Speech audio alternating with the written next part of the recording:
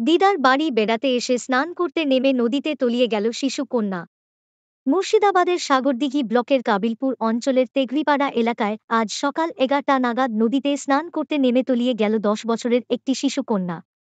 জানা গিয়েছে, সাগরদিঘি ব্লকের কাবিলপুর অঞ্চলের কলোনি এলাকা থেকে দিদার বাড়ি ওই অঞ্চলের তেঘরিপাড়া এলাকায় বেড়াতে এসেছিল ওই শিশু কন্যা সহ তার পরিবার।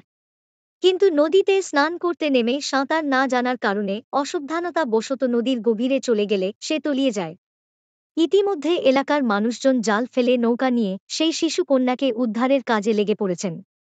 ঘটনার খবর পেয়ে ইতিমধ্যে নদীর পাড়ে এসে হাজির হয়েছেন উক্ত এলাকার শতাধিক মানুষজন। ইতিমধ্যে ডুবুরিকে খবর দেওয়া হয়েছে। ঘটনার স্থলে রয়েছেন সাগরদিঘি থানার পুলিশ। তলিয়ে যাওয়া বাচ্চাটির নাম শিল্পী খাতুন, বয়স 10 বছর। দাদা, এখানে কি ঘটনা হয়েছে? ঘটনা বলতে সাগরদিঘি থানা কাবিলপুর অঞ্চলের কলোনি গ্রামের একজন নাবালিকা 10 বছর বয়স, সে নানির বাড়ি বেড়াতে এসেছিল। আসার পর ঘণ্টাখানিক হলো স্নান করতে এসে সে ডুবে যায়। আমাদের জনগণের তরফ থেকে আমরা যতটুকু পাচ্ছি আমরা সহযোগিতা করছি। তারপরে প্রশাসনকে এখন পর্যন্ত জানানো হয়নি, কিন্তু হচ্ছে, আমাদের ব্যবস্থা নিচ্ছে। বাচ্চার নাম কি? বাচ্চার নাম শিল্পী খাতুন। আচ্ছা, বয়স কিরকম? 10 বছর।